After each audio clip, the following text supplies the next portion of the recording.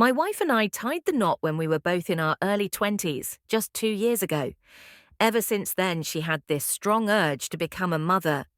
It was like a drumbeat in our lives, constantly echoing. She'd message me about it multiple times a day, her yearning palpable. This relentless desire started to shape our relationship, nudging it in unexpected directions. She began delving into the concept of open marriages, inundating me with podcasts and articles on the subject. Despite my initial reservations, her persistence wore me down, and I reluctantly agreed. She believed we should explore this avenue before diving into parenthood. We set ground rules to navigate this uncharted territory. No unprotected intimacy, no bringing partners home, and no overnight stays. If either of us engaged in intimacy with someone else, it was to remain undisclosed, and we'd abstain from physical contact with each other for a mandatory 30-day cooling-off period. Additionally, we both underwent thorough medical examinations to ensure our health remained uncompromised.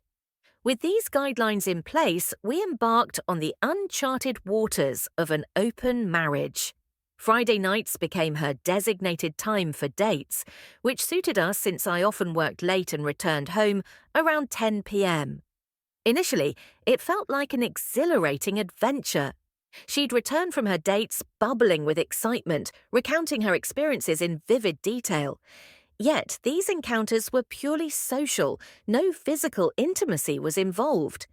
Encouraged by her enthusiasm, I decided to dip my toes into the open marriage pool and went on 3 dates myself. However, each attempt ended similarly.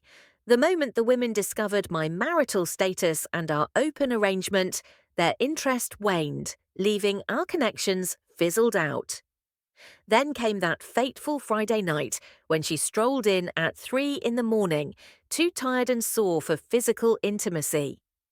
My heart sank as I noticed the telltale marks on her skin. It was a painful blow, and I struggled to contain my emotions. The following week, she attempted to bridge the physical gap between us, but I stood firm, reminding her of our agreed-upon rule. She was taken aback by my seriousness, but I couldn't bring myself to budge. This scenario repeated itself, like a cruel cycle, leaving me feeling sidelined in our own marriage.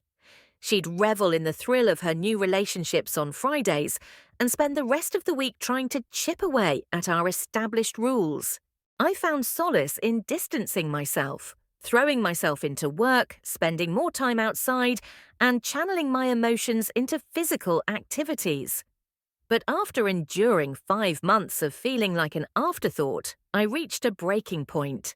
The sacrifices I made for her happiness began to outweigh my own, and I couldn't see a compelling reason to stay in a relationship where I felt so undervalued.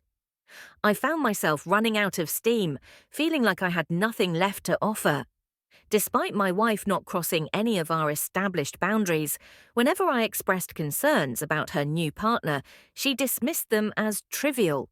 She insisted it was all just innocent fun, but the strain on our relationship was becoming too much to bear.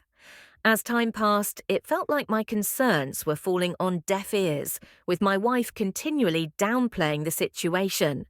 Our 4th wedding anniversary marked a pivotal moment. I took the day off work to prepare a special dinner and tidy up the house, hoping to commemorate the occasion. However, when my wife returned home from work, she hurriedly got ready, claiming she was going to a bar to catch a local band perform, asking me not to wait up. It dawned on me later that she had completely forgotten about our anniversary.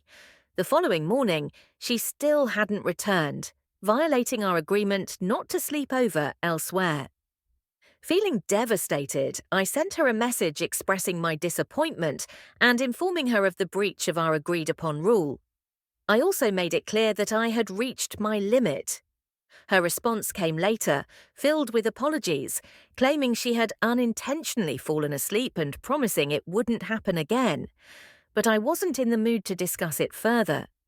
The situation escalated when she showed up at my workplace, causing a scene in front of my colleagues and the owners. It took considerable effort to calm her down, But eventually she left, and we agreed to address the issue on Sunday. However, when I returned home from work that evening, she once again attempted to initiate physical intimacy. This further highlighted the disconnect between us, and I realized that our marriage was in jeopardy. Despite her apologies and promises, the trust between us had been fractured, and I couldn't shake off the feeling of betrayal. It became clear that something needed to change if our relationship were to survive. I reminded her about our rule number 3, emphasizing the importance of respecting the agreed-upon boundaries. Surprisingly, she expressed a change of heart, declaring her intention to end things with her new partner and focus on rebuilding our relationship. It seemed like a significant shift, possibly triggered by my text and the ridicule she faced from her new partner. She made daily efforts to reconnect with me, but despite her attempts, the damage to our bond felt irreparable. I found myself no longer desiring her in the same way, and our dynamic shifted, resembling more of a roommate situation than a partnership. Following the completion of the 30-day waiting period, she underwent the necessary medical checks, confirming her good health. However, amidst this, she dropped another bombshell. She was pregnant. My response surprised her. I calmly expressed my hopes for her happiness with her new partner. This unexpected reaction left her confused and tearful. A few days later, she disclosed the pregnancy to her new partner, who callously suggested she pass it off as my child.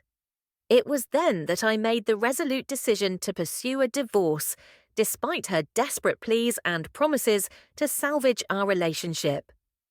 As we awaited the end of our lease, tensions between us escalated.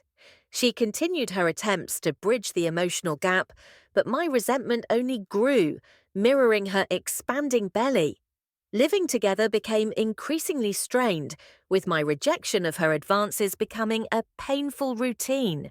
Amidst this turmoil, a new complication arose.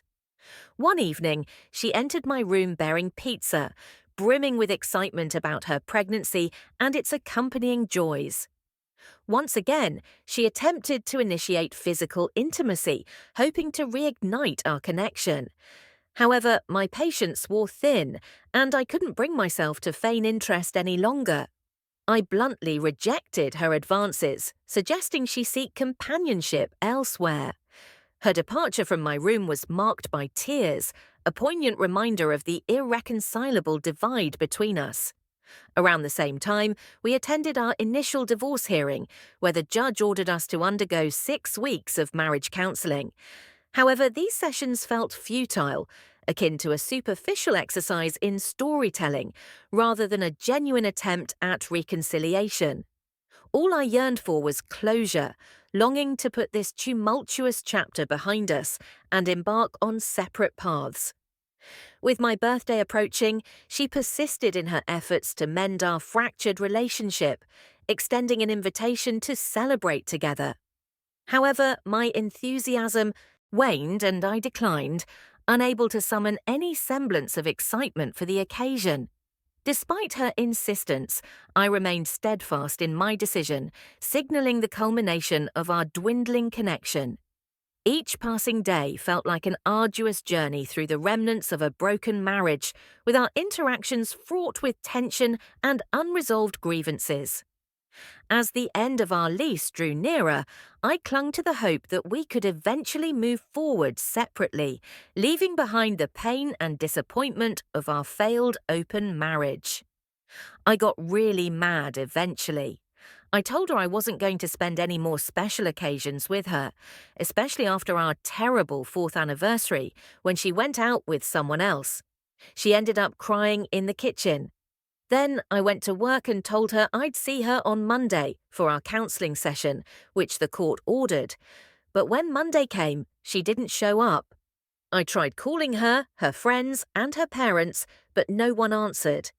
Later I found out she got arrested on Sunday morning for drinking and driving recklessly. In a surprising twist, I offered my house for her and her family to stay. I even had a couch available at a friend's house. My lawyer worked fast to speed up the divorce process, and it was finalized last Friday. Yesterday, I helped pack some of her things, and today I'm helping them load up a U-Haul they rented. She's supposed to get out of jail tomorrow, and her family plans to take her home with them. She wants to see me, but I'm worried it wouldn't be good for either of us. It's been a tough time for both of us, full of bad decisions and trouble. We both need to move on and start healing and building our lives again. If you like the story, please hit the like button and subscribe for more.